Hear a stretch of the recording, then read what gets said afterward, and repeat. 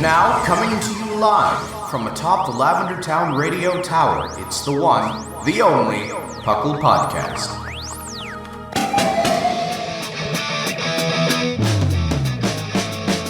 It's PUCL! PUCL! It's PUCL! PUCL! Pokemon Underground Champions League, oh yeah! PUCL! PUCL.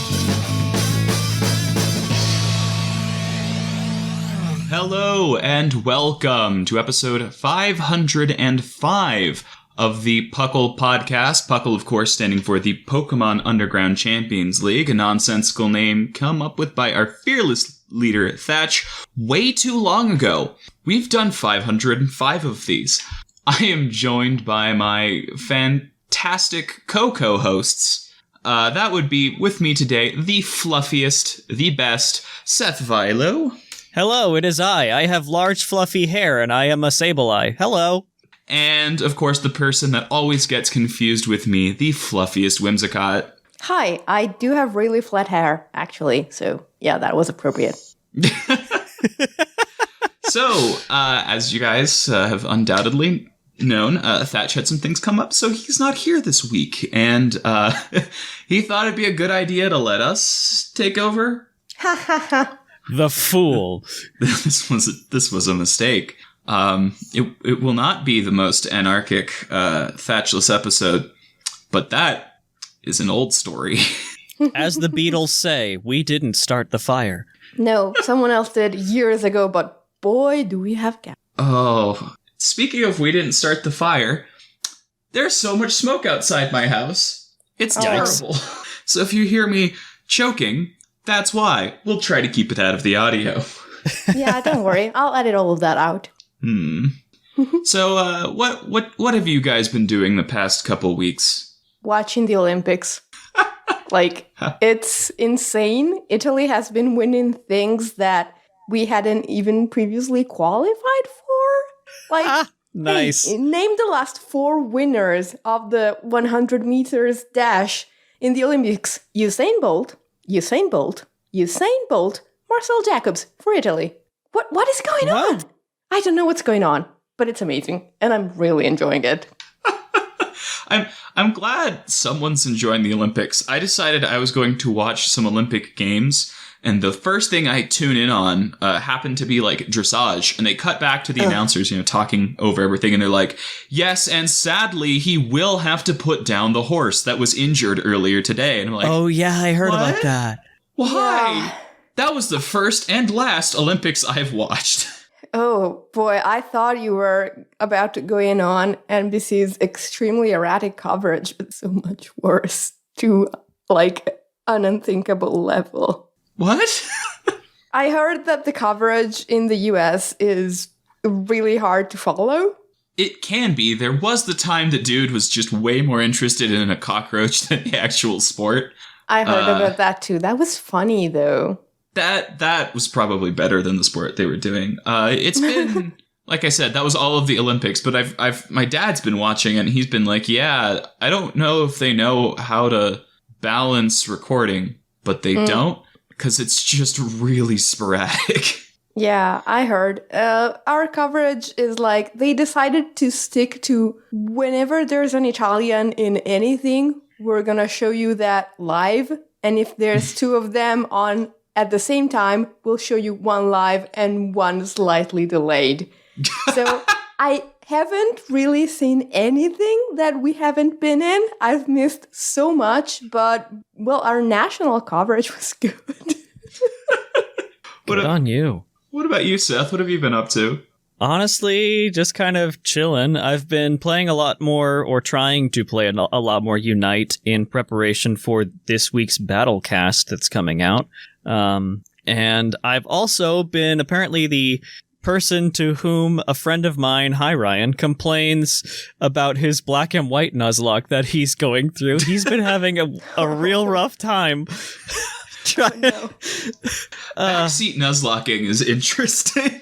It's funny, and he's like, he forgot for a little bit. He was telling me this last night when we were playing League, and he forgot that Venipede was also poison type, so he let it get nuked by a psychic thing, because he went in thinking, bug, yeah, that's good. No. Venipede. Yeah. You know. Yeah. Could you possibly Venom bug. guess? Yeah. Right now he's trying to grind his best to get it through the ice gym. So good luck to him. I don't know if he'll have all of his team. He named one of the Pokemon after my parrot, which he sees weekly. So I'm hoping that one doesn't die. Yeah. But we'll see. His vision. You said he sees it weekly. Oh my god. When is Thatch coming back, please? Hello. I guess here with you. You're locked here with me. Help. So yeah, I haven't been up to much, but I've been listening to other people being up to much. So that's me. Oh, I've been updating all my Pokemon card decks too. I've got 10 of them on fully made, ready to play against no one, because no one I know in real life plays, and none of the places that I play at have come back into meeting regularly. So, I'm ready for rotation, but no, whatever. This is just going to be like the lost rotation, the year that no one was able to really try him out at tournaments. We just skipped 2020. ADP, it ruined everything for everyone. That's what caused all the nonsense of 2020 was ADP releasing. One plague was released to stop it. Oh boy. Well, I think that brings us to our next section, because there's been some news, and we're going to talk about that news on the other side of some bumper, and we're going to play that now.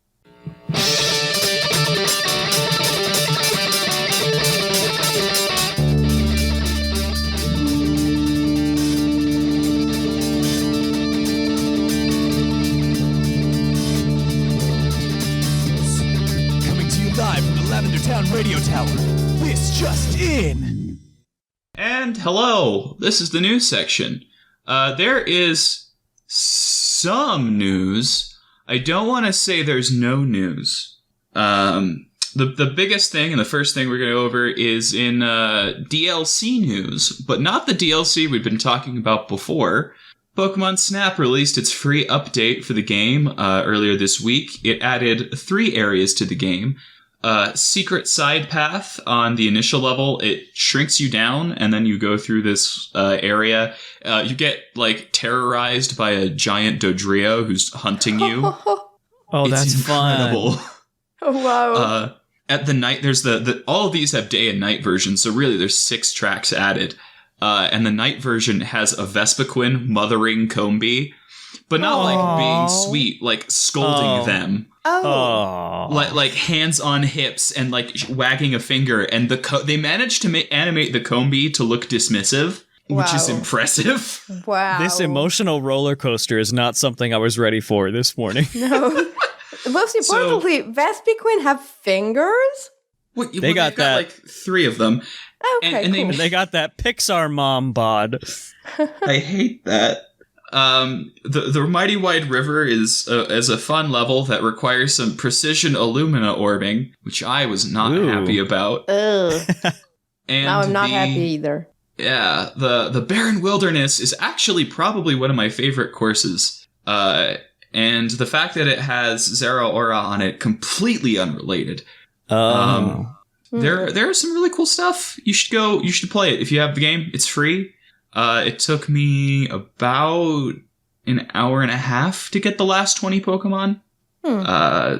There was more. I did not max out the levels on anything or get all of the photos. Just one of each. So it was fun. Cool. Good levels.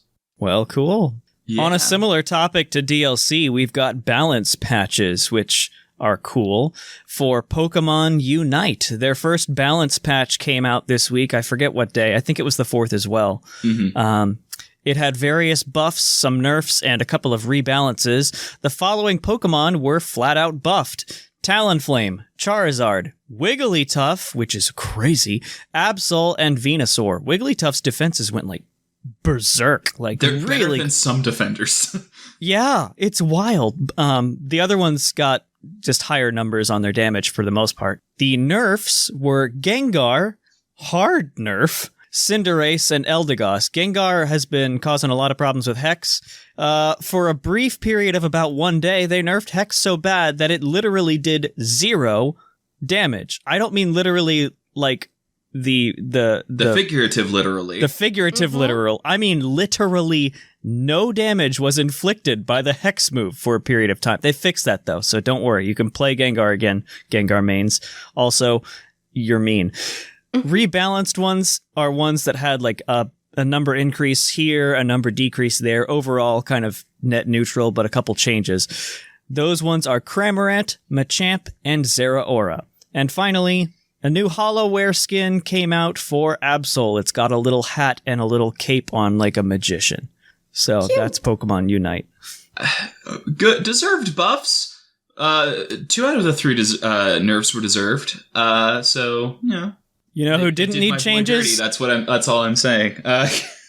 They didn't need to change Crustle because he's perfect. So haha. On top of that, yeah. Yeah, cut you off quick before you could say anything. On top of that, the new sales numbers came out for Switch games. Just, I don't know if it's quarterly or every couple months or something like that. But Sword and Shield is doing really good. It's almost at the gold and silver levels. I forget what number that is, but I saw it on Twitter. Oh, Joe Merrick did a comparison. There are almost more Sword and Shield copies out than there were gold and silver copies. Wow. Let's Go is holding steady at 13.57 million copies. Sword and Shield, 21.85 million copies. And Pokemon Snap is 2.7, which doesn't sound like a lot. 2.07. It excludes Japan. Yeah, 2.07, thank you. Doesn't sound like a lot. It excludes numbers from Japan, so that's a factor.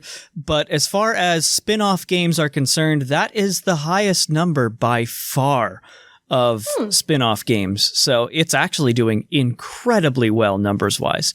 Like, to put it in perspective, any game that sells 1 million units is like one of that studio's top performers, period. That is unusual to sell 1 million units. To sell 2 million units on a spin-off game that did not have an installment for a decade? Yeah, this is really good and really very hopeful for more weird projects. 2 Or decades, more DLC actually. for the thing. Yeah. Yeah. So that's sales news. Tell us about more stuff. Okay, Whimsicott? so this has nothing to do with sales, balance patches, or DLC, but it has to do with music. Pokemon 25, the Red EP, has been released. It features a small collection of songs that have been promoted for the 25th anniversary of Pokemon. And later, there's going to be a Blue EP, and they will get mixed together for a full album. So, more Pokemon-related music, vaguely related to Pokemon. It's interesting. I'm fascinated by this initiative. I'm just really glad they didn't put out the Pokemon Red version album and the Pokemon Red Blue version album, where they both had 8 of the same songs and then 2 unique ones. Yeah. That would have been unfortunate. Yeah.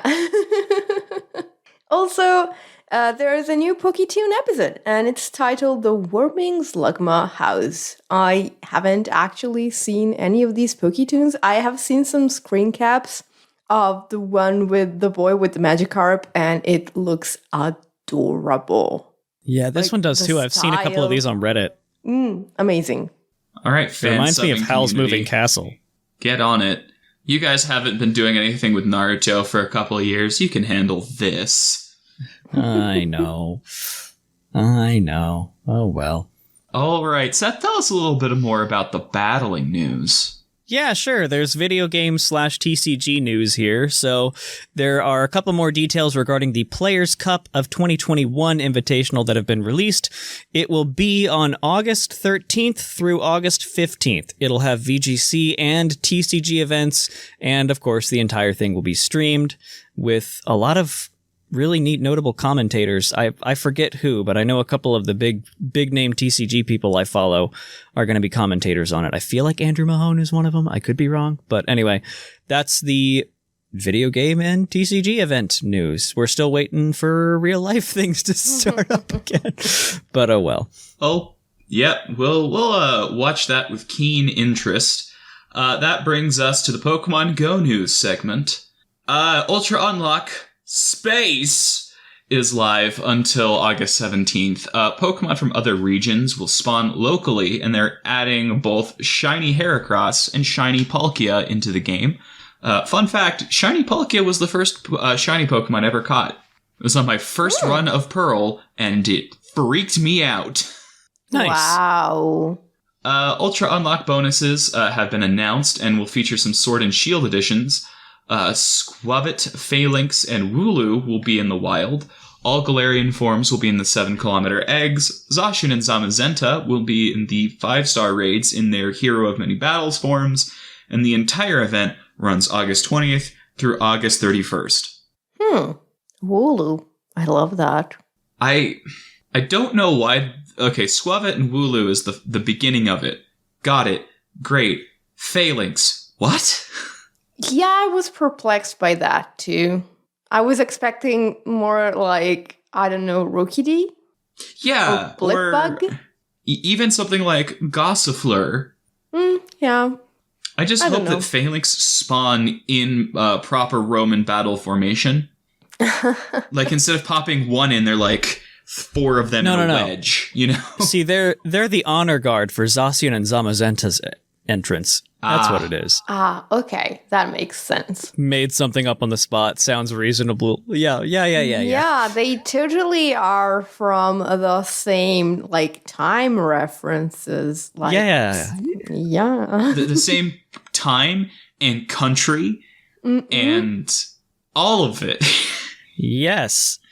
Rome is basic. Look, Britannia was a Roman province at one point, so it's all fine. It's all fine. It all works out. Everything is fine. Yep. And with that brings us to the end of our news section. And if I'm not mistaken, it means it's time for me to challenge our co-hosts to some PUCL trivia. We're going to let Mark explain the rules and meet you back on the other side.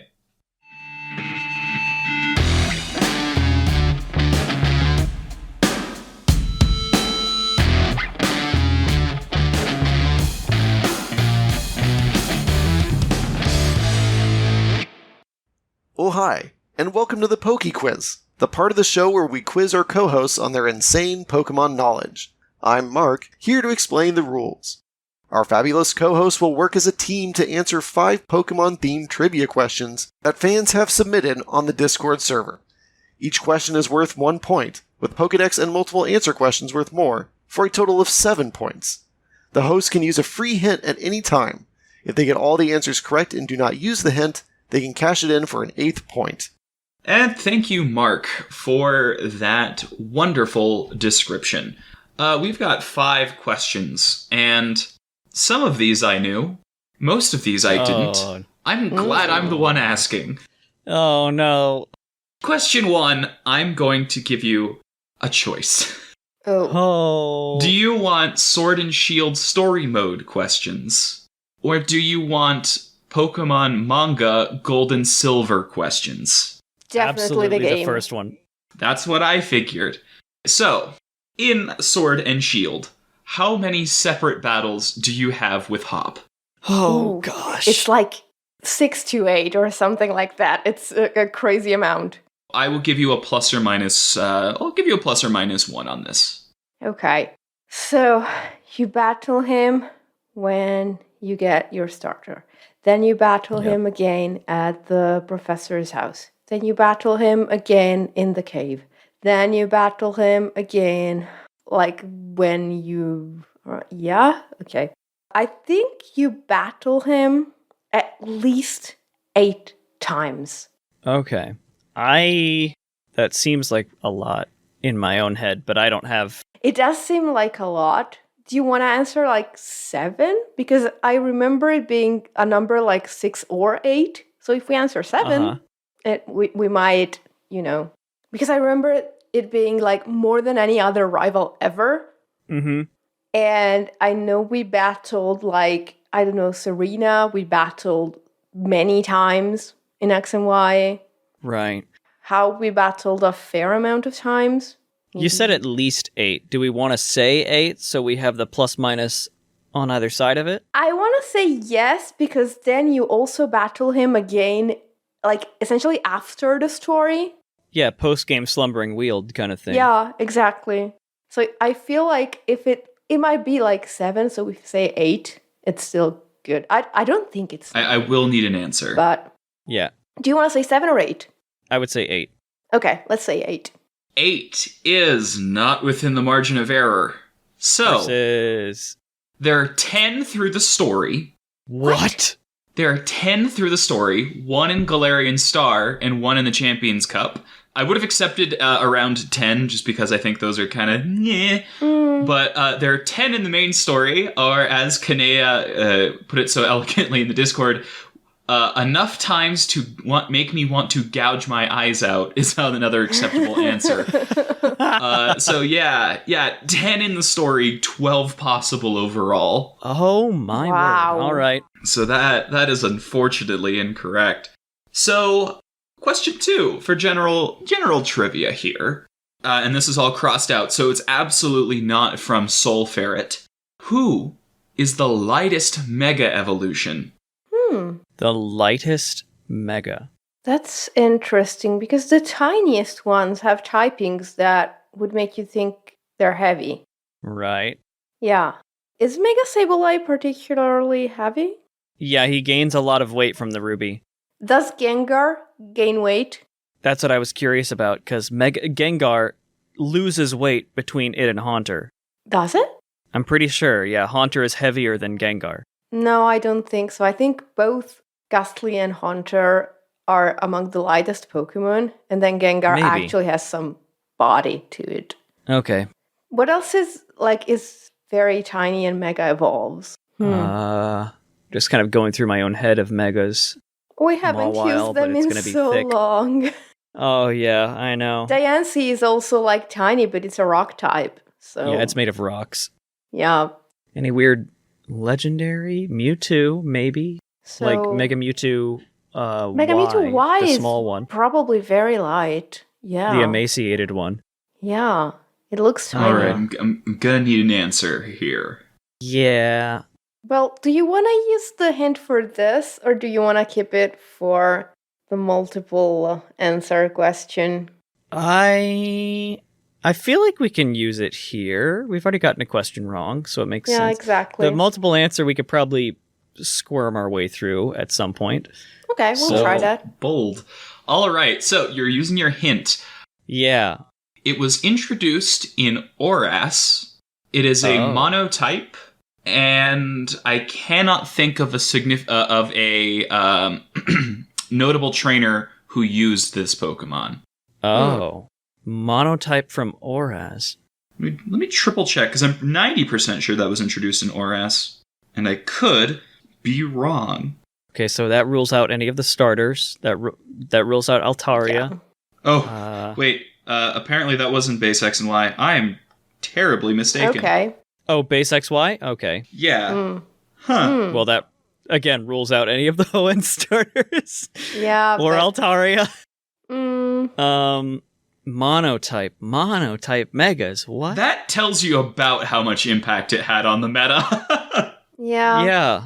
It's not Mewtwo X. Mewtwo Y's No. monotype. Not Sableye, not Mawile, not Gengar. Yeah. I kind of like Mewtwo Y now.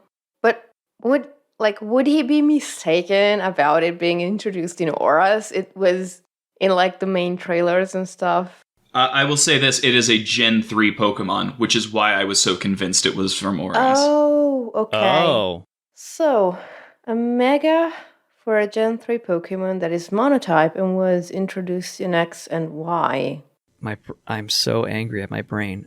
Well, it's definitely The monotype's throwing me off. same. I can't think of any Mega that is monotype. I know. Oh, Mega Banette. Oh. That makes Yep. sense. Like that was in Yep. X and Y, right? That your answer? And he's a hollow little boy. Yeah. Yeah. I like it. Mega Yeah. Bayonet. Mega Banette is correct. Oh, thank goodness. Next You is got it, Mega Whimsicott. Altaria. And then Mega Mawile Fluffy. is third. Yeah, the fluff is made of clouds, which are surprisingly heavy, but just because they're so big. Yep. Yeah. Mega Banette is 28.6 pounds, or 13 kilograms. Wow. Fair. All right, next is our Pokedex question. From Red Torrent. Its Pokemon X entry reads, by vibrating its cheeks, it emits sound waves imperceptible to humans and warns others of danger. Who is that Pokemon? That sounds like something in the Seismitoad line. That's what I was going to say. Which one has it on the sides of its head? I think it's one of the first two. Could it also be Politoed? Any of the frogs? Any of the other frogs? Yeah, I don't think Politoed. No, I think it's either Timple or Palpitoad. Yeah. Then it's just deciding which one. Timple's got the things on the side of it, right? Yeah. Palpitoad's got them kind of all over. Yeah, and Timple is like very like scaredy, like timid Yeah. and fearful, so it would make sense for it to warn other Timples about danger so that they can all hide. Yeah. Yeah. I like that answer. Me too. Let's go with Timple. Timpole is correct. Heck yeah. You got 2 points there. You are up to 3 points, which Cool. is great. You are 3 for 3 now. Which brings you to the multiple choice question. Oh boy. Let's see if we made the right choice by using our hint early. I think you guys probably did. From Charizard Ace. Other than Golisopod, which Pokemon can learn First Impression? There Ooh. are 5 lines. I will give you a point for every 2. And if you can name all 5, I will give you your little redemption point. Cool. Do you know any of them? I don't think. I know one of them is the Galarian Farfetch'd line. Oh, That is yeah. correct. I know one of them Phalanx. is the... Does Phalanx learn it? I don't think so, Okay. but I could be wrong. Never mind. I know for a fact one of them is Haxorus, Cool. Yep, that's also correct. That's your first point. and now I'm kind of blanking. I will give you 1 strike. Okay. Okay. So let's think about things that learn U-turn. Because it's kind of in the same ballpark as a concept, I think. Yeah, that makes sense. I don't know if I know it doesn't learn U-turn, but I'm trying to think. As Cavalier, I don't think it learns it. Could be wrong though. I don't think it does though. It's a priority move. It would be crazy on it. No, it would make it way too strong, I think. I think it got close combat. Yeah, I think it got close combat, and that's what I'm confusing it with. Okay. So let's first of all think about the fact that we don't know, which means it didn't make these Pokemon very good. Yeah. Or it's really bad in their moveset. Yeah. I feel like all of them are lower tier, and most of them are not bugs. Yeah. They're either bad or so good, this didn't matter. Yeah. Yeah. Okay. Or so good this didn't matter. Yeah. Okay, that's a hint in Yeah, itself. that is a hint. I was summarizing Whims's point. I'm not actually saying whether or not okay. that's accurate. Okay. Fair. Mewtwo. Thank you. No. So, first impression, if I'm not mistaken, isn't it like, okay, I might be way off base here, so I apologize if I am. But I think I remember something about it being based on a Ki shout or on that technique where you like unsheath your sword very fast or something like Yeah, that. Jutsu. Yeah. The typical anime slicing I fruit hate that I gesture. know that, and I hate that it is absolutely because of anime that I know that. Thanks, Demon Slayer. Water form. I will need an answer Ooh, okay. because we're pushing time a bit. We are. Yeah. We do have a strike. So, do you want to say one of the things that we thought of? Or Gallade? Gallade actually makes sense. Yeah, that actually does. Try that. All right, even though Gallade has the biggest move pool, doesn't learn First Impression. Oh, Curses. crud. Okay, so we thought of 2 things that we don't think learn it, but Uh-huh. let's what looks related to Golisopod? I still think Escavalier, but I still think I'm also very wrong. And I think it's going to... But if we can't think of anything else, then I mean... Yeah. That's the closest to a guess we've got. I am thinking about fighting types since Yeah. Galarian Farfetch'd, and maybe actually Samurott Ooh. or Sock and Throw or... I don't think them, but Samurott. Want to try that? Yeah, sure. Samurott. Samurott is incorrect. Oh, Curses! That will be your thing. That's A our quick second way you strike. could have checked. Samurott's not in Gen 8, and in Gen 7 it Yeah. was a signature move. So it doesn't have the opportunity to learn it. The other Pokemon Oh, yeah. are the Trapinch line, Oh, the What? Axew line, Durant. I got... wait, we did mention the Axew line. Oh, yeah, you said that. Bleh, bleh, bleh. Yeah, no, it's the Trapinch line, Phalanx, and Durant. Wims was I was right. right about Phalanx, but yeah, Yeah. 3 wouldn't have gotten us anywhere. So Yeah. Rat. same difference. I should have remembered Durant. I looked up what it translated to because I was curious. It's nothing about Iaijutsu. It's just head-on crash. Oh, Oh, Why don't Nice. more Pokemon learn it? Then they're okay. getting there. then there's probably another move that's based on that, and now I want to look it up because I'm curious. But I'll do that after the show. Yeah. Strong priority is the thing they hand out sparingly. So this brings you up to a base stat question. You guys have 3 points, but you could have 4. Don't we have 4? Yes, I can't count. You have 4 points. Let's see if you can make it 5. This one's coming from the good old Professor Snag. Oh boy. What non-legendary, non-mythical, and non-mega Pokemon has the highest base stat total? Base stat total? Mm-hmm. Isn't it slacking? I think Doesn't it that has have to 680? Be. Yeah. Is that your final answer? Wait. No, ha ha ha ha ha. It's wishy-washy school form. Is it? I think it is. Doesn't it go up like super high? Its speed is still 30 though, and that skews Yeah, the but- numbers real hard. Everything else is like insane. What is Slacking's total? I'm pretty sure it's 670 or 680. It's almost like a Oh. legendary at that point. Okay, I thought you said 620. No. It's definitely Slacking then. I could be wrong. I'm trying to do some quick math, but I mean, with 160 attack and nearly 100 everything else except special defense, I'm pretty sure it's that one. Like, I know it's Yeah. got 100 speed, I know it's got 100 HP. Its special attack's actually not bad. Its special defense is where you target it. I think that's 80. Yeah, I'm pretty sure Slacking has like 670, 680, like QREM levels of stats. I'm fine with that answer. Because I think Wishiwashi has like, 110 to 135, but it doesn't make up for the 30 speed, I don't think. Yeah. I think it's 140s in its attacks. That really throws that mean off. Yeah.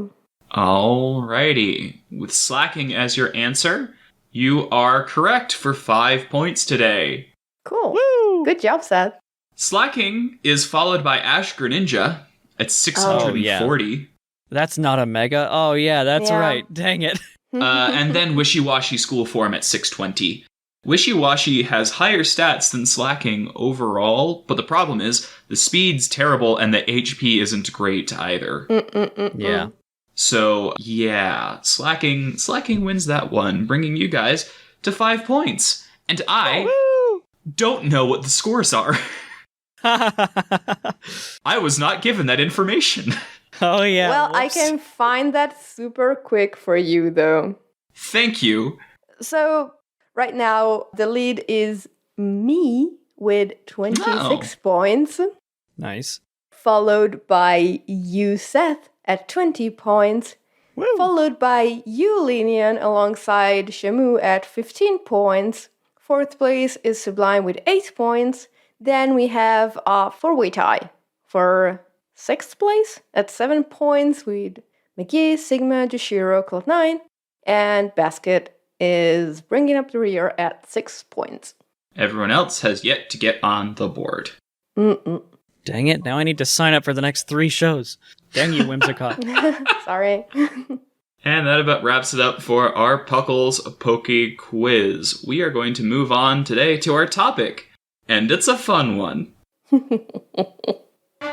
Hey guys, if you haven't already, be sure to head over to Patreon and check out our PUCL Anime Club podcast, where we go over Pokemon journeys, talk about the episodes. You can listen to the commentary real time as you watch the show, or you can just go ahead and listen to our review episode that we do at the end. You just have to go over to Patreon and be at the $5 tier to be able to access it. I think it's been a lot of fun making, and I hope if you decide to go and listen to it, you have a great time listening to it as well. But until then, keep on listening to the show, and you've got a topic to get to. Alrighty, and thank you so much for joining us for what is certainly going to be one of the least controversial episodes of PUCL ever. Everyone will agree with 100% of these opinions, because our topic, our Pokemon hot takes, the spiciest opinions. Thatch has a lot of co-hosts, and that's to give him a diversity of opinions. So we thought that because the news is dry, let's share some of those. Seth, I think you should lead us out, because it really sets the tone for what we're going to be talking about today. Sure. And I'm gonna preface this by there's a lot of facets to this, so don't get me wrong when I say this. Megas are the worst thing to happen to modern Pokemon. I like how you start off with like some of the most like I don't know, and then go so hard. I'm fascinated. Do go on. Yeah, sure. So what Megas did is they basically made it so that everything has to have an in-battle gimmick. I believe that Megas are the reason we have Z moves, are the reason we have Dynamax, are the reason we're going to have some color burst mechanic in Generation 9 that only activates in battle. It's the reason for all of those. Because of its success, it paved the way for some stupid generational mechanic every single time. And every time they're going to migrate away from it, like they did with Megas last time, where there's like, oh, they actually hurt really bad when they go into their Mega form. Yeah, because we don't want you to use that anymore. We want you to use Z moves, because they're friendly. They're just made from Necrozma's dead body parts that he's shattered around the entire world. It's fine. But I mean, it's not like the Mega Stones were any better to begin with. It was Death Nuke energy and souls. Yeah. The only pure Mega is Rayquaza, because it did it by eating rocks in the sky. No, the poor Meteor. Why would you say that? Good riddance to the stupid rocks. The other thing about it is that it kind of set the pace for never having a new evolution again. Mm-hmm. Because if Mega Sableye exists, why do we need Sableye to evolve? I would have I'm saying this as the biggest Sableye fan on the planet. I would rather have had my precious baby boy evolve into Mega Sableye than be Mega'd. Honestly, I could see that. And they want to talk about like making it so that not usable Pokemon are usable again.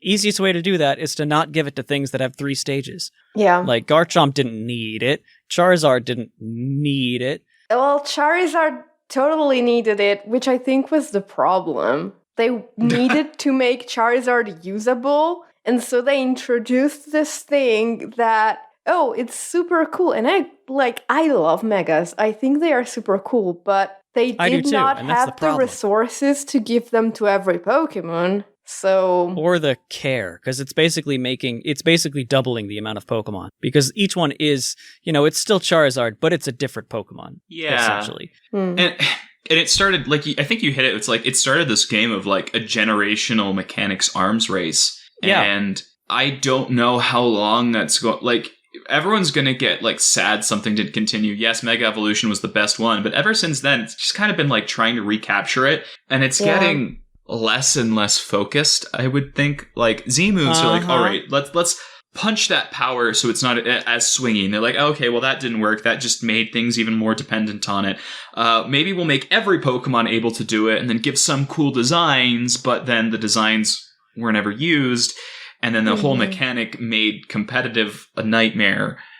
It's just... And kind of on that topic, too, I think the reason that OU and the general, like, Smogon ladder metagames are so balanced right now is the lack of any of those mechanics. There are no Megas, there are no Z moves, there are no Dynamaxing in any of, like, Uber and below. that's why we don't really have anything to suspect in OU right now, and it's in a very good balanced state, because there's none of that garbage to sift through. Yeah. So we'll move to the next point, but I just want to say this. Games are balanced around a power curve, and Pokemon is no different. Mega Evolution is supposed to bring things up to it, and Z-moves were supposed to, kind of change the dynamic of a game, but the problem is these mechanics were not unilaterally effective. So you end up things getting way all over the balance curve, and then things just get messy. And that's kind of where it ended up. Yeah. Like, they were supposed to maybe give Mega Evolutions to, something like Charizard or Flygon or something like that. But then they gave it to, like, Salamence and... Exactly. Like... Metagross. Yeah, Metagross. My goodness, Metagross. And then, let's have Z-moves. Everyone can use those, except now you've turned Landorus T into a flying type nuke. Yep. You've invalidated Walling completely. Exactly. And then, the next go around, it's cool. Now Landorus Therian can not only Swords Dance, it can actually make his speed go up. What are you doing? No. Why is it every time that they introduce a new generational mechanic, flying type breaks? Yeah, exactly. Yeah. Oh well. So that's the end of my hot take. Who's next on hot takes? I think we didn't upset enough people by saying megas are bad, actually. Whimsicott, let's set the other half of our audience on fire. Yeah, so I think Gen 2 is the most boring generation of all of them. Preach it, sister. Yes. Scream it from the rooftops. I'm so sorry. I am entirely convinced that everyone who loves Gen 2 loves it because they played Pokemon Red and Blue when they were 6 to 9 years old. And then 2 years later, they got Pokemon Gold and Silver, and they were able to fully immerse themselves into what was the apotheosis of a Pokemon game for the time, and with all the time they had as kids to immerse themselves in it. But trying to play through Gen 2 now, or even when I did it, when I was 19 years old, is a slog. The Pokemon are not interesting enough. The backtracking is not as interesting as Thatch thinks, honestly. And everything is just, the cities are really interesting and pretty. Pity that it's 16 by 24 pixels. I can't actually see any of them, Yeah. And I have never in my entire life as a Pokemon fan who has played Pokemon games for 21 years faced Red atop Mount Silver. I always got bored before I did that. And I am including Heart Gold and Soul Silver in that. Really? Wow, that is fascinating. I was stuck at the bottom of Mount Silver trying to grind my team for days on end, and then I just gave up. Because not only is... So the region might be a matter of taste. I personally find it, except some places, very boring. It's just Kanto, but again... At least in most of it. It has more flavor, but only 2 or 3 places, I think. The rest is not... No, not enough. I mean, chicken has more flavor than tofu. It's relative. Exactly. But even if you have a plate of chicken and 5 of your 20 bites of chicken are deliciously spiced, it still doesn't make for a great plate of chicken. You know what I mean? Yeah. And the levels make it so that truly only a child who can spend entire afternoons, day after day after day on that game and enjoy the dailies and all that is going to get real enjoyment out of that game the way that game is supposed to be enjoyed. I think another... Gen 2 is boring as heck. Yeah, I think another part of it too, I'm gonna harp on this every time Gen 2 topic comes up. The only thing that keeps it alive is nostalgia. That's kind of like what you hinted at, Whimsicott. The only reason you play Gen 2 is because you remember it as a kid. But I would go further and say that as a kid, if you played Gen 1 and transitioned to Gen 2, Gold and Silver has nostalgia built into it with going back to Kanto. Yes. Primes you with that whole entire mindset of, oh, yes, I remember it, and now I'm uber powerful back in the game that I used to play. It is a game entirely constructed around nostalgia. Even as a 5 or 10-year-old or a 19-year-old kid, you're being played into by the nostalgia to make you like that game even more. That is my opinion. I also hate the watercolor art that came out with all the Pokemon, and with the menacing designs of Generation 1, like the Pokemon in Gen 1, a lot of them are terrifying or menacing or look powerful. And then you get to Gen 2 and it's happy gumball land. You got things like Sudowoodo that's just circles and sticks, and a lot of other things that just look like they're just drawn by someone who thought, Kanto's a little bit too scary. Let's have things look happy and friendly at you. Here's a sheep. I think Ken Sugimori is just about to DM you. Please turn on your location. I just want to talk. Fight me. Your watercolor nonsense that ended in Gen 3. Yeah, it ended for a reason. I am impressed by Gen 2 on how did they fit that on a Game Boy card level? And that's about it. I mean, that's all Ishihara. No, not Ishihara. Yeah, it's oh gosh. Help me. I don't know. The optimization on it is really impressive. The fact that it's less buggy than Gen 1 and twice as big is really crazy to me, given the technological constraints. Beyond that, why would I want someone's like, hey, I was like trying to figure out what game I wanted to Nuzlocke or something. Someone's like, do you want to do like Heart Gold, Soul Silver? I was like, I don't have 6 years to get to Claire. Yeah. Yeah. By the way, Satoru Iwata. I'm so sorry. How dare you? Yeah, I know. To be fair, I haven't slept a lot. Mostly because she's checking her house for Ken Sugimori, who's got a knife and coming for Seth. What? Why would he pass by my house to get to The other way you is guys? mostly water. The other way is mostly water. He's got to go across continental Europe. But that's also mostly water. Like, Yeah, but it's less water. it's slightly less water and 2 continents in between. Still. Meh. If you see him, warn me. That's all I'm going to say. Fine. What's your hot take, Lynian? So my hot take. Bringing back the Battle Frontier isn't necessarily a great thing, and it won't solve your post-game problems. Nostalgia bait again. Do.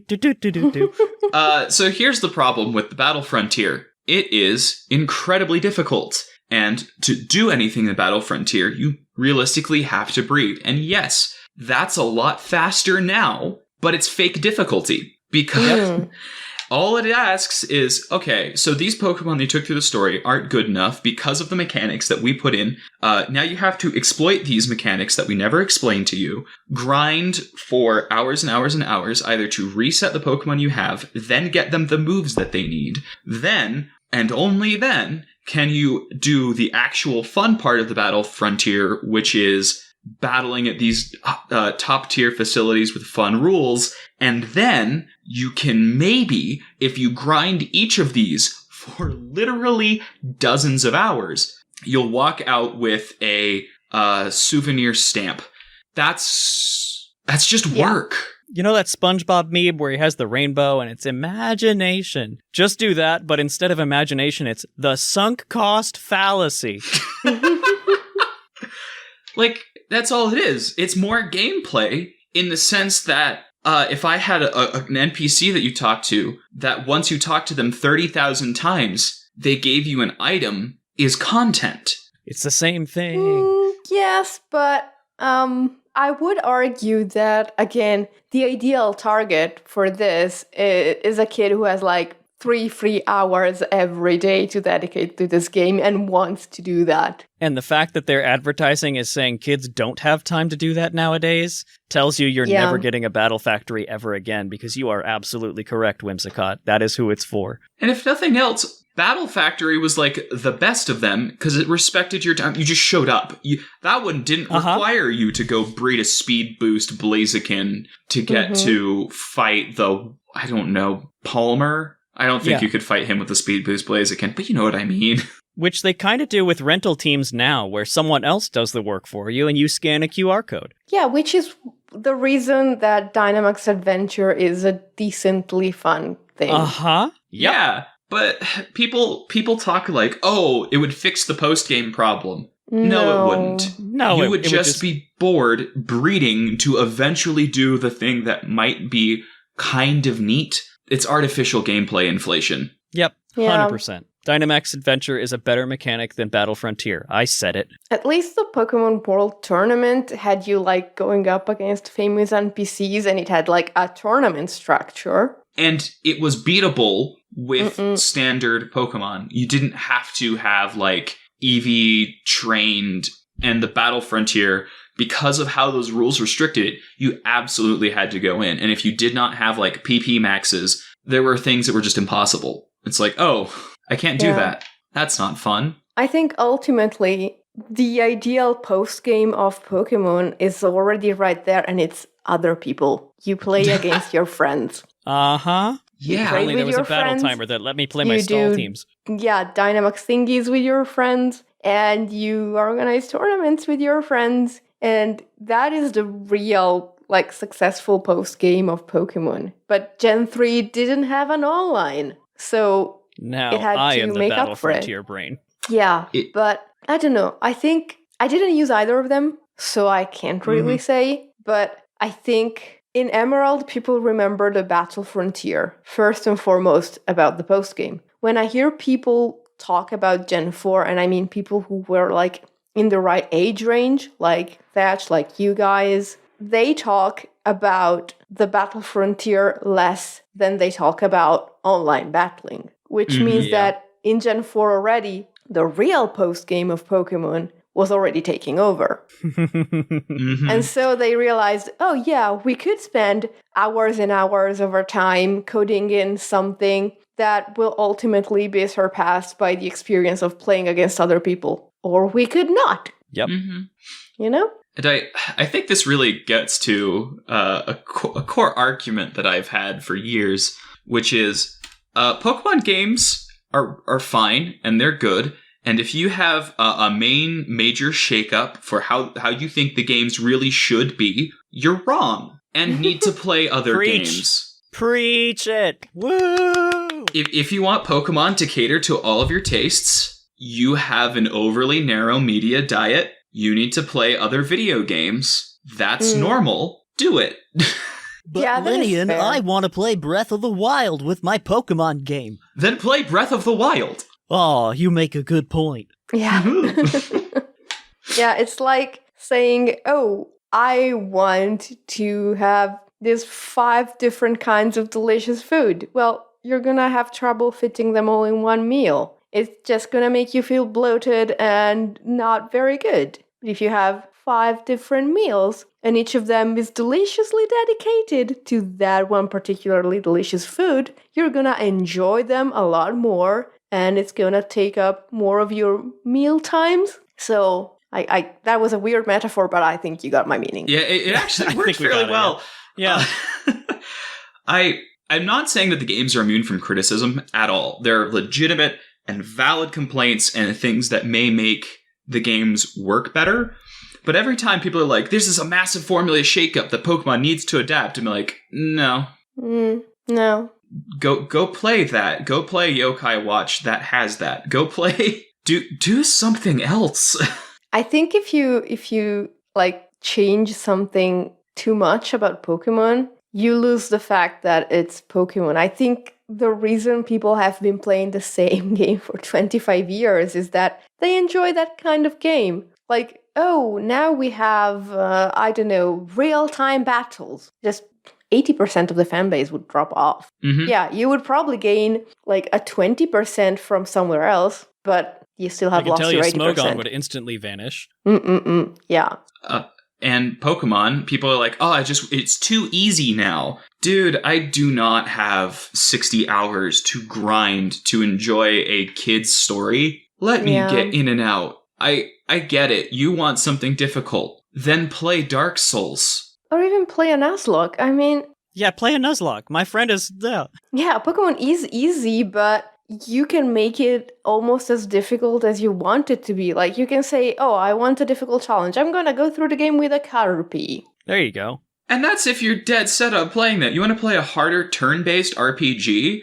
Let me introduce you to the entirety of Square Enix's catalog. Yeah, pretty much. this exhausting cycle of like, everyone wants Pokemon to be everything for them. And that's just not how anything is supposed to work. Mhm. I love, there's a book series Seth and I talk about constantly and we love it. Is it the only thing I read? Absolutely not. Nor should I expect it to answer everything that I want, to be every kind of genre. That's just not how things are supposed to work. And you'll get something less satisfying if you try to meet it in the middle. Mm-mm. And that might be the hottest take of all. Again, you can't put gelato on pizza. I mean, you can. It's just awful. Yeah, it ruins It would both melt of them, instantly. of the things. It does. And now I want to try it. Yeah. Lynian. I I hate think that. I'm hungry. Oh, Have you guys no. ever had pickle peanut butter sandwiches? They're actually pretty good. What? I can see it. I can see it. Yeah. You're welcome, Whimsicott. I have introduced you to culinary American madness. Oh, gosh. Let's Topic. And between the sections, we're going to introduce her to fried butter. Yeah, perfect. Yes, America. I think that's actually from Northern Europe. And with But this, we claim it. we are completely off topic. Like the topic we're about to be off, and on to the Pokemon of the episode. We'll see you after the bumper.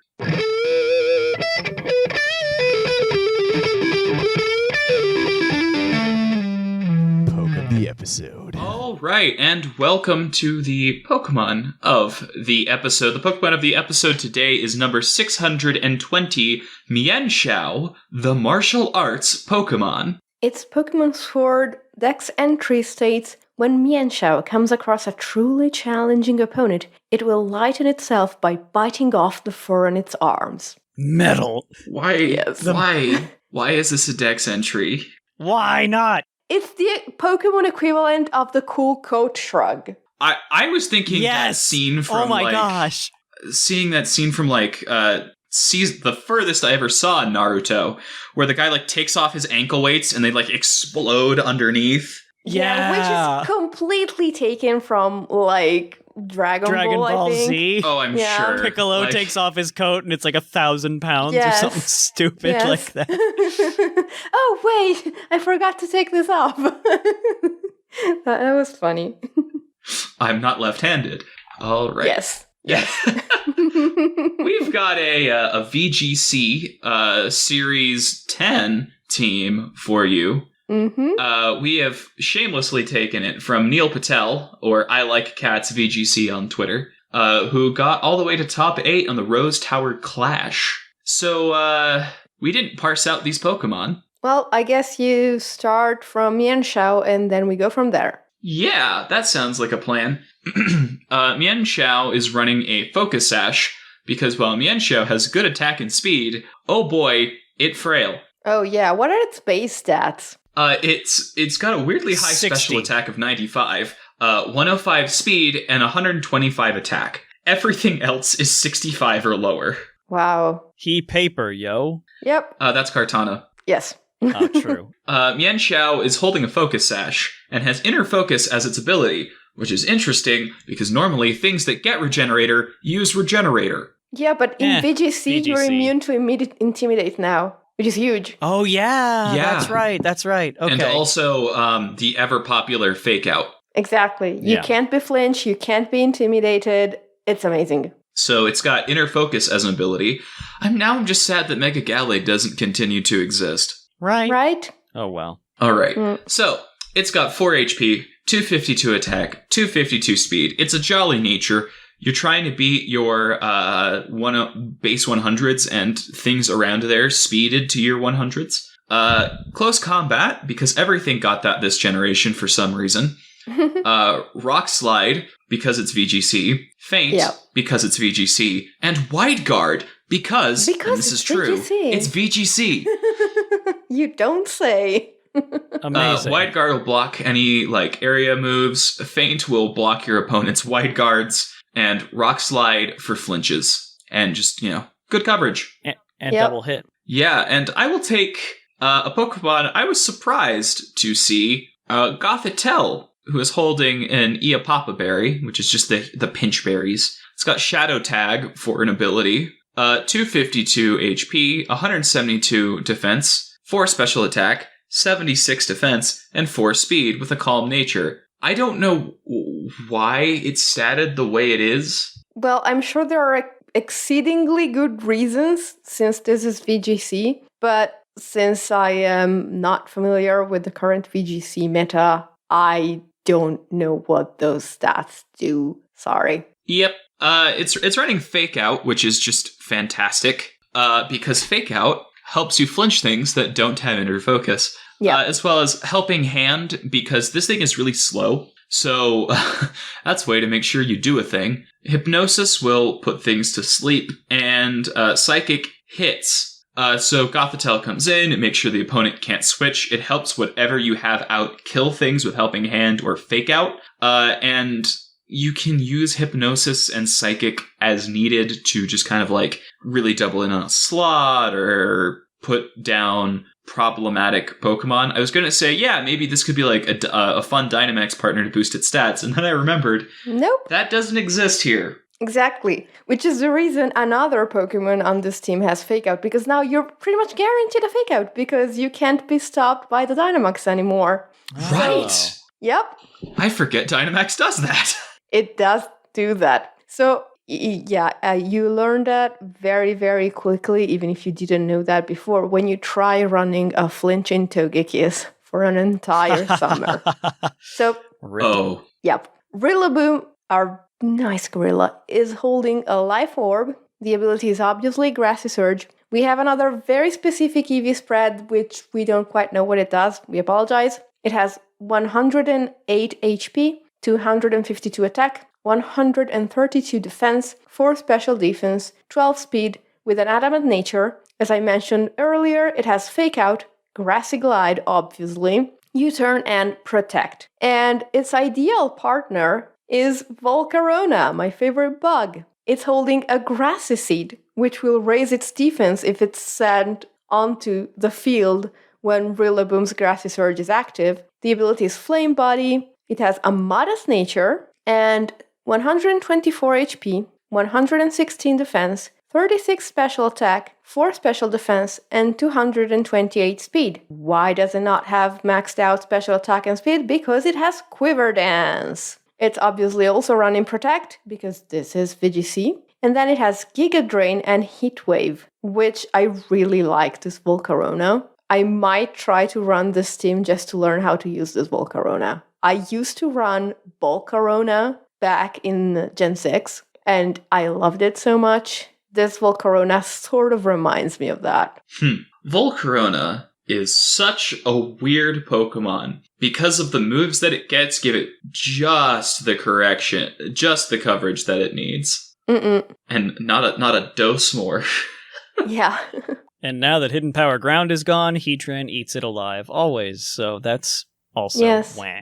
Yes, that's true. But this is VGC, so it's probably almost never going to face Heatran alone. No, probably not. Not unless things have gone horribly wrong. Exactly. On the topic of Heatran, let's segue into the 2 legendaries that are on this team. So, we've got the one, the only, Zacian with a Rusted Sword. Obviously, the ability is Intrepid Sword. Its levels 50. Its EVs are as follows: 204 HP, 172 attack, 4 defense, 4 special defense, 124 speed with a jolly nature. Clearly meant to outspeed something with its ridiculous speed stat in its hero form. Or crowned form, whatever. Probably other Zacian, let's be honest. Yeah. The moveset is Iron Head, Close Combat, Substitute, and Protect. Oddly, a bulky Zacian. It does have the arguably best defensive typing in the game with Fairy Steel, so that seems to be a theme with this team. It's like balance/bulky offense, and I really love it. Like, I really love this team. Mm-hmm. And speaking of bulky things, ironically, next up is a Regieleki, which is not usually bulky, but it is if it's holding an assault vest like this one is. Obviously, the ability is Transistor. EVs are as follows: 164 HP, 68 defense, 156 special attack, 92 special defense, and 28 speed with a modest nature. And it's got that assault vest on, so the HP and special defense investment goes a long way. The moves are as follows. Electro Ball, because you a quick boy. Electro Web to make other things not a quick boy. Volt Switch, and Thunderbolt. And the really interesting thing here is that now your opponent can no longer offset the speed drop from Electro Web with a Dynamax Max Airstream. So you stay faster. And you also have like an Arena Trap or Shadow Tag, Gothitelle, in case you need to like keep things in. So this team is like really interesting. Does the Electro Web, this is me not knowing VGC well, does Electro Web hit both things? Yeah, It does have like a 95% accuracy, so it can occasionally miss. 90 or 95, I forget. That might be another reason a lot of these things are slow. Yeah, maybe. Yeah. So yeah. Yeah, that's the team. How do you run it? You tell us. We'll see how it goes. I see some obvious synergy between the Rillaboom and the Volcarona. I do think here, like, both the Zacian and the Mienshao have close combat specifically for stuff like Heatran. Yes, because Heatran is a problem for Volcarona, as we explained. And for Rillaboom. Yeah. And honestly, also for Zacian a bit. So kind of, sort of, yeah. Why is it that every time they make more Pokemon, Heatran gets better? Because Heatran's freaking good. Yeah, it's like Heatran is one of those Pokemon like Landorus that I don't like, and I always find myself having to remember that they exist, because it's like I used to like build these teams and say, oh, this team is just perfect. Oh, wait. There's that one thing that just completely destroys it, and it's usually either Heatran or Landorus. There's a different game that I play, and the joke is every time they release something, some of the launch equipment just gets better. Not because any new synergies, but because the bare stats that it produces just make everything work better. And they finally released a new mechanic, and it broke that old equipment. And they're still not, I mean, they're never going to nerf it. And I'm just going, it is the Heatran of this game. Yes. Heatran and Flying type. If it's not one, it is the other. Or both. Oh. Yeah. With that, I think it's time for us to get the mail. We will see you in a moment. It's mail time! Send in your emails! Mail! All right, welcome to our mailbag section, sponsored, as always, by the Green Tauros, the energy drink that gives you hooves. Hooves! But it's fictional, so it gives you fictional hooves. Gives you fictional hooves. Literal hooves metaphorically. Yes.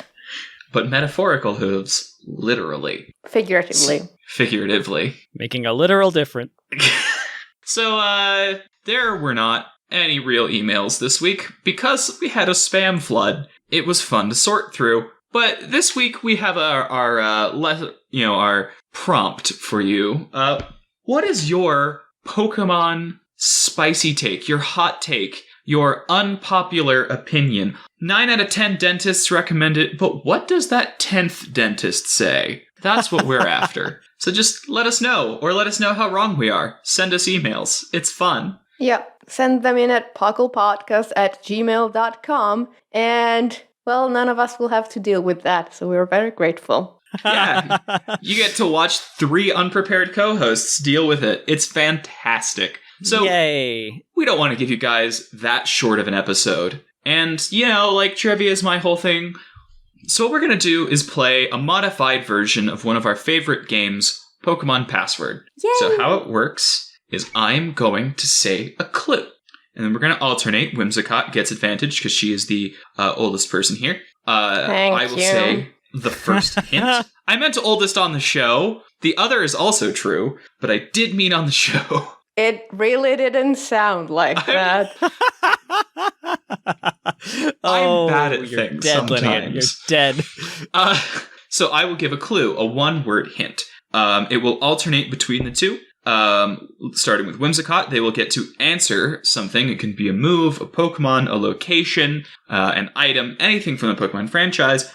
She will give me a single hint, or a single answer. I will, if it's correct, give her the point. If it is incorrect, I will give it to Seth to answer. I'll give him another hint, and it will alternate until they give the correct password. Alrighty. I've got 5 of them up. We'll see. We'll probably do all 5, but it is first to 5. So, the first item, the first thing, hint, is item.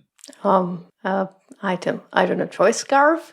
Choice scarf is not correct. Held. Leftovers. That is not correct. This is one idea. Generation 2. Berserk gene? No, but that is cool. Critical. Scope lens. That is not correct. Evolution. Wow, critical and evolution? Oh, yes. It's called, I know what it is. I need to remember what its name is. No, you don't. Fail. The grape claw. That is not correct. It's the other one. Sneasel. Razor claw. Razor Claw is correct. Generation 2 was when the Pokemon that was going to evolve was introduced. Yep. Yep. All right. Seth gets the first point on Razor Claw. All right. And Seth, you will be the first person responding to this. The hint is healer. Ought to know. Is not correct. Pink. Chansey? That is not correct. Fairy. Oh no. Aromatisse. That is not correct. Unevolved. Happini? That is not correct. That's a normal type. It is what you said. Aromavale. Heck? Wait. Oh gosh, what is it? Spritzy. Spritzy is correct for your second Heck point. yeah. I couldn't think of the darn first form.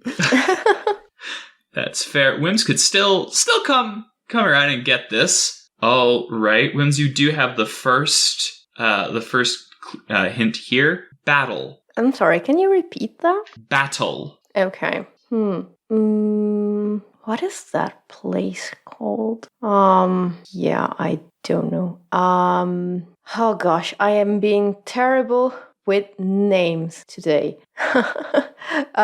Wyndon. Wyndon is not correct. Key. What?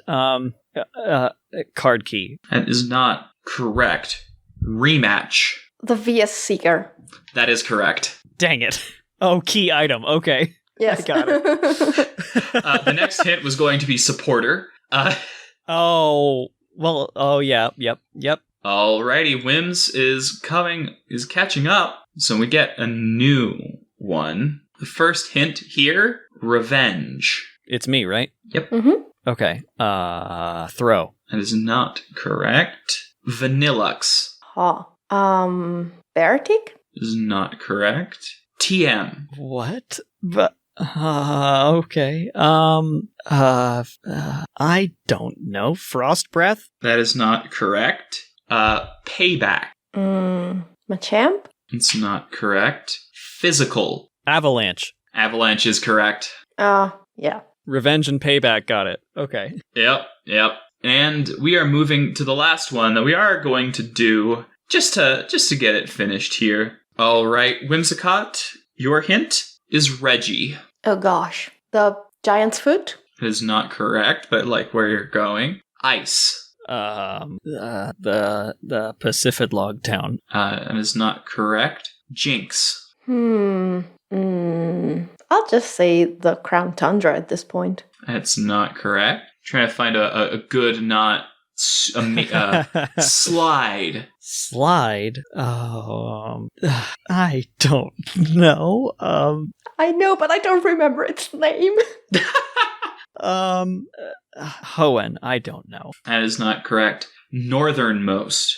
I think it's called the Snowdrift Slope. Can you describe it? Because if you describe what what it is, like So there's this path that leads you to the highest point in the Crown Tundra. okay, And that it is has incorrect. slope in its name. But That is incorrect. okay, cool. Sinnoh. What? Wait a minute. Is it? Oh God, what is it called? Snowvale City? That's not correct. Dungeon. So it's Sinnoh, so I don't remember it. Oh no. But I will say, in case Seth had it right but had the name wrong, that was Driftvale City. Driftvale is an entirely different place in Sinnoh. Perfect. Regigigas. Snowvale Temple? Snowvale Temple is close enough. It's Snow Point. Oh, Snow Point. cool. Dang it. Yes. Sinnoh is so memorable, guys. Right? I like the feature where you walk in snow and then fall in it. Yeah. It's like the swamp. I like the feature of Snow Point Temple where there's a legendary Pokemon you have to import Pokemon to catch. That's my Yeah. favorite feature. That you apparently slide. I never did that, so I never went there, so I never knew that it existed. Mm-hmm. I've done it a couple it's times. ice sliding puzzles. And the other thing that's notable about it is Regigigas used to be level 70, and then in Platinum, they made it level 1. Right, Oh, exactly, yeah. which was hilarious. I don't know why. Weird. Weirdly, it's harder to catch because it still has the same catch rate, but now everything kills it. Oh yeah, you have to full swipe it and nothing else. Yeah, you can't do anything else. And with that brings us to the outro. We're going to plug a lot of stuff. Buckle up. If you want to support the PUCL podcast, there are a lot of ways you can do that. You can give us a Twitch subscription, Twitch Prime subscription. You could also throw us some money on Patreon. We do a lot of Patreon giveaways, as well as PUCL, the Pokemon Anime Club, as well as some other patron giveaways, like our... I forgot to mention this. We'll be giving out a shiny Mienshao, I'm sure. Heyo. There are also all sorts of fun things you can do. You can buy merchandise, and that's fantastic. You should join the Discord. Everything we do, all of the tournaments, all of the things are all done through Discord. And that is how we get to talk to you. And that's fun, most of the time. There's also our feed if you want just more PUCL in your life. You can always follow us on the PUCL Plus Feed. There's Game Corner, hosted by me. There is Battlecast, hosted by Seth. And I'm going to say that TCG Cast is hosted by Whimsicott, just to have some nice little fun branding. What did I do It's not. wrong? It's What did I hosted do by wrong? Basket. Gotcha. On top of that, there's a lot of cool PUCL stuff on our social medias. Follow us on Twitter. Follow us on Facebook. I think we have an Instagram still. We do. We should. Cool. I think there's also a Tumblr. Yes, but you don't want people to go there. It's Who true. uses Tumblr? Whimsicott, and that's the problem. Yeah. Only Whimsicott, and she gets pictures of bread Yes. And cake. Yes. And Star Wars. Yes. all together. Yes. Actually, yes. And with that, I have been your temporary host, Lynian. I have been the fluffiest Whimsicott. And I've been Seth Vilo. And here in the Lavender Town Radio Tower, it's closing time.